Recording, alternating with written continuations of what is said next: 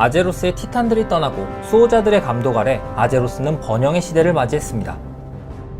하지만 평화의 시대에도 폭군은 등장하는 법.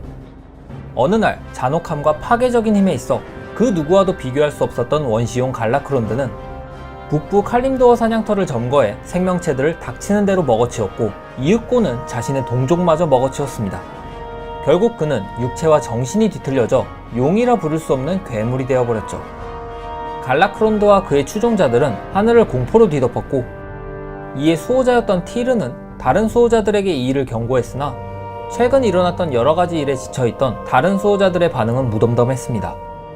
그러던 중 티르는 위대하면서도 지적인 5마리의 원시용과 만나게 되었고 이 5 원시용은 갈라크론드에 맞서 싸우자는 티르의 제안에 적극적으로 찬성하며 갈라크론드를 처치하기로 맹세하죠. 강력한 5 원시용의 하나된 공격으로 거대한 갈라크론드는 결국 시체가 되어 지상으로 떨어졌고 그의 시체가 떨어진 곳은 훗날 용의 안식처라 불리우는 장소가 되었습니다.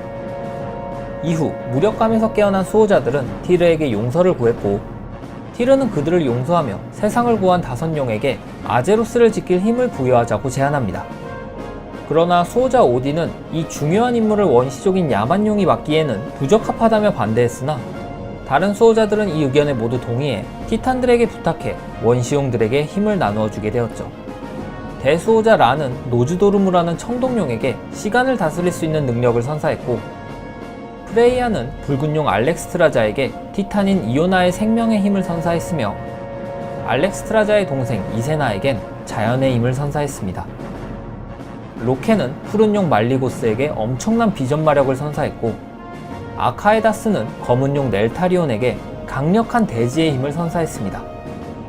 이 5 용은 훗날 용의 위상이라 불리며 용의 위상과 그들의 수하인 용군단은 평생토록 아제로스를 보호한다는 맹세를 하게 됩니다. 한편 이 모든 일이 탐탁치 않았던 오딘은 아제로스를 보호할 수 있는 정예 군사들을 만들 계획을 세웠고 수호자들의 반대에도 오딘은 마술사 헬리아의 도움으로 울드아르의 한 구역을 떼어내 용맹의 전당이라는 장소를 만들게 되었습니다. 오딘은 평소 자신이 아끼던 피조물 브리쿨에게 전투에서 영광스러운 죽음을 맞는 이는 용맹의 전당에서 발라자르라는 강력한 전사로 다시 태어날 것이라 공표했고 브리쿨의 영혼을 용맹의 전당으로 옮길 브리쿨 유령 발키르를 만들 계획을 세웁니다.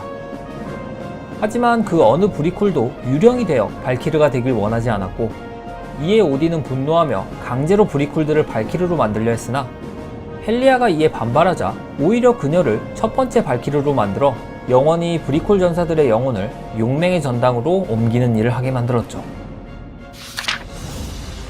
한편 티탄들을 떠났던 살게라스는 공허의 군주로부터 모든 생명과 행성을 불태우고 정화할 불타는 성전이 필요하다는 결론을 내립니다. 이에 살게라스는 분노를 주체할 수 없는 대규모 군대가 필요했고 결국 그는 자신이 악마들을 가둬두었던 마르둠으로 향합니다. 잠깐의 망설임 끝에 살게라스는 마르둠의 감옥을 단칼에 부셔버렸고 그간 쌓여있던 파괴적인 지옥 마법의 힘이 살게라스를 덮치며 살게라스는 불타는 악마와 같은 형상으로 변해버리게 되었습니다. 살게라스는 따르지 않으면 죽음뿐이라는 협박으로 모든 악마들을 수하로 만들어 피와 파괴에 대한 갈망과 분노로 가득 찬 군대, 불타는 군단을 만들어내었습니다. 살게라스는 불타는 군단을 이끌고 첫 번째 행성을 모조리 파괴하였고 행성을 수호하던 별무리마저 직접 처치하기에 이르렀습니다.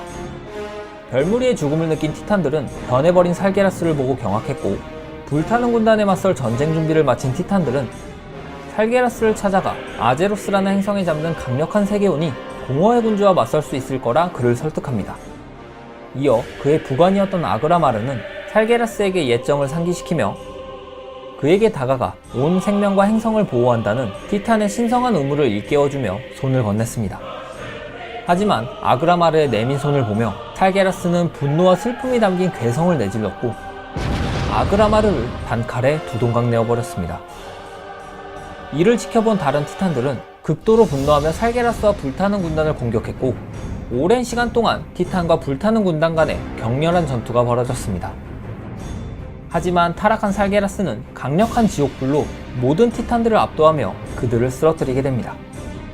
죽음의 그 순간 티탄 노르간노는 티탄들이 죽기 직전 모든 티탄들의 영혼을 보호막에 감싼 채 끝없는 어둠으로 날려보냈고, 티탄의 육체들은 살게라스의 손에 모조리 파괴되었습니다. 그렇게 티탄들은 죽음을 맞이하게 되었고, 돌아올 수 없는 강을 건넌 살게라스에겐 반드시 이 아제로스라는 행성을 찾아 그 강력한 세계원을 파괴시키겠다는 마음뿐이었습니다. 마침내 티탄을 모두 처치한 살게라스. 하지만 그에겐 한 가지 고민이 있었습니다. 불타는 군단의 악마들은 분노만 가득 찼지 전략적으로 행동하거나 생각하지는 못했기 때문이죠. 그는 자신 외에 이 악마들을 교활하게 이끌어줄 지휘관들이 필요하다 생각했고, 곧이어 살게라스는 아르거스라는 이름의 행성을 발견하게 됩니다. 이곳엔 뛰어난 지능을 가진 에레다르라는 이름의 종족이 있었고, 삼두정치로 구성된 아르거스는 아키몬드, 힐제덴, 벨렌 3명으로 이루어진 지도자의 지휘 아래 우주를 여행할 함선을 만들 정도로 엄청난 발전을 이루어내었죠. 살게라스는 이 세 지도자에게 접근해 무한한 지식을 약속했고, 아키몬드와 킬제덴은 이에 적극적으로 동의했으나 오직 벨렌만은 살게라스의 진위를 의심하기 시작했습니다. 벨렌은 아타말 수정이라는 고대 유물을 이용해 미래를 보았으나 그곳엔 오직 살게라스의 불타는 군단에 소속되어 끔찍한 학살을 자행하는 에레다르들의 모습뿐이었습니다. 벨렌은 이 사실을 아키몬드와 킬제덴에게 알렸으나 무한한 지식에 눈이 먼 그들은 벨렌의 말을 듣지 않았죠. 이에 평소 에레다르를 돌보던 크우레라 불리우는 한 나루는 벨렌에게 자신의 인도를 따라 동족을 이끌고 행성을 탈출하라 전했고, 벨렌은 킬제덴과 아키몬드 몰래 많은 수의 동족들을 이끌고 아르거스를 탈출합니다. 벨렌과 함께 떠난 에레다르들은 스스로를 추방당한 자라는 뜻의 드레나이라는 이름을 붙이게 되었고, 수만 년을 우주를 방황한 끝에 한 행성에 정착한 이들은 그 행성의 이름을 드레노어라 이름 붙였습니다. 한편 벨렌의 탈출 소식을 듣게 된 킬제덴은 극도로 분노하며 벨렌 일행을 우주 끝까지 쫓아 없애버리겠다 맹세했고, 살게라스는 이에 만족하며 남은 에레다르에게 지옥 마법을 주입해 그들을 악마로 변화시켰습니다. 가장 뛰어났던 에레다르인 킬제덴과 아키몬드는 살게라스의 가장 유능한 지휘관으로서 세계의 파멸에 앞장섰죠. 이후 살게라스는 서큐버스, 파멸의 수호병, 분단병기 등 다양한 군사병력들을 군단에 편입시켰고, 불타는 군단은 우주에서 가장 강성한 군대로 성장하며 수만 년의 세월 동안 셀 수 없이 많은 행성과 세상을 파괴하게 됩니다. 이후 살게라스에게 살해당해 우주를 맴돌던 티탄의 영혼들은 아제로스의 수호자들의 몸에 깃들게 되고, 이를 계기로 수호자와 티탄이 벼려낸 피조물들의 몰락이 시작됩니다.